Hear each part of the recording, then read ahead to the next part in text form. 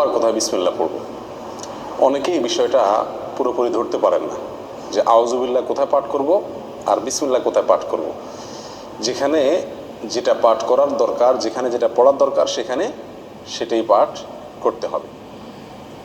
বিসমিল্লাহির রহমানির রহিম বা বিসমিল্লাহ এটা পাঠ করতে হবে যেই কোনো ভালো কাজের শুরুতে, যেই কোনো বৈধ কাজ, যেই কোনো ভালো কাজের শুরুতে কি পাঠ করতে হবে? বিসমিল্লাহির রহমানির রহিম পাঠ করতে হবে। বিশেষভাবে কোনো কোনো হাদিসে কোনো কোনো আমলের শুরুতে বিসমিল্লাহ পাঠ করার কথা বলা আছে, সেখানে সেই আমলের শুরুতে, সেই কাজের শুরুতে বিসমিল্লাহ পড়তে হবে। যেমন খাবারের শুরুতে বিসমিল্লাহ পাঠ করতে হবে, মসজিদে প্রবেশের সময় বিসমিল্লাহ পাঠ করতে হবে, বাসায় ঢোকার সময় বিসমিল্লাহ পাঠ করতে হবে, বাসা থেকে বের হওয়ার সময়ও কি করতে হবে? বিসমিল্লাহ পাঠ করতে হবে। এ হলো বিসমিল্লাহর বিষয়। আর আউযুবিল্লাহ এটা বিশেষভাবে পাঠ করতে হয় কোরআন কারীম তেলাওয়াতের শুরুতে, কোরআন কারীম তেলাওয়াতের শুরুতে। আর কোরআন কারীম তেলাওয়াতের শুরুতে আউযুবিল্লাহ বিসমিল্লাহ উভয়টা পাঠ করব, নাকি শুধু আউযুবিল্লাহ পাঠ করব, নাকি শুধু বিসমিল্লাহ পাঠ করব, নাকি এক এক জায়গায় পাঠ করব? অনেকগুলো প্রশ্ন আসে কি আসে না?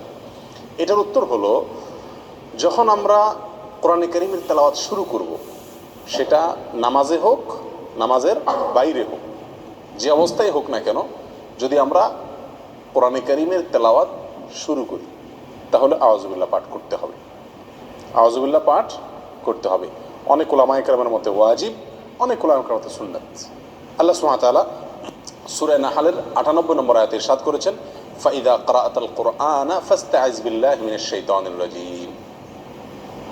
সুতরাং যখন তুমি কোরআন পাঠ করবে তখন তুমি শয়তান, বিতাড়িত শয়তান থেকে আল্লাহর কাছে আশ্রয় প্রার্থনা করবে, অর্থাৎ আউযুবিল্লাহি মিনাশ শাইতানির রাজীম পাঠ করবে।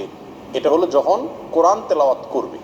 তাহলে আমরা নামাজে যখন হাত বাঁধবো, হাত বাঁধার পরে সানা পড়ব, এরপরে আউযুবিল্লাহ পাঠ করব, কারণ আমাকে সূরা ফাতিহা পড়তে হবে। সূরা ফাতিহার পরে আরও সূরা পড়তে হবে, সেই জন্য আমাকে শুরুতে কি পড়তে হবে? আউযুবিল্লাহি মিনাশ শাইতানির রাজীম পাঠ করতে হবে। এটা সুন্নাত। এটা হলো যে কোনো কোরআন তেলাওয়াতের শুরুতে। আপনি যে কোনো মজলিসে একটু কোরআন তেলাওয়াত করতেছেন, আপনি একটা কোরআন আয়াত কোনো এক জায়গায় তেলাওয়াত করতেছেন, এমনি কোরআন খুলে তেলাওয়াত করতেছেন, যখনই আপনি কোরআন তেলাওয়াত করবেন, সেটা নামাজে হোক, নামাজের বাইরে হোক, আপনাকে কি পড়তে হবে? আউযুবিল্লাহি মিনাশ শাইতানির রাজীম এটা পড়তে হবে। আমাদের দেশে বেশিরভাগ মানুষ আমরা কোরআন তেলাওয়াতের শুরুতে বিসমিল্লাহটা খুব গুরুত্ব দিয়ে পড়ি। মাশাআল্লাহ, বিসমিল্লাহ পড়ে কি করি শুরুই তেলাওয়াত শুরু করি। আউযুবিল্লাহ বেশিরভাগ মানুষ তেলাওয়াতের শুরুতে আমরা পাঠ করি না, অথচ তেলাওয়াতের শুরুতে বিসমিল্লাহর চাইতে আউযুবিল্লাহর গুরুত্ব বেশি। আউযুবিল্লাহ পাঠ করতে হবে।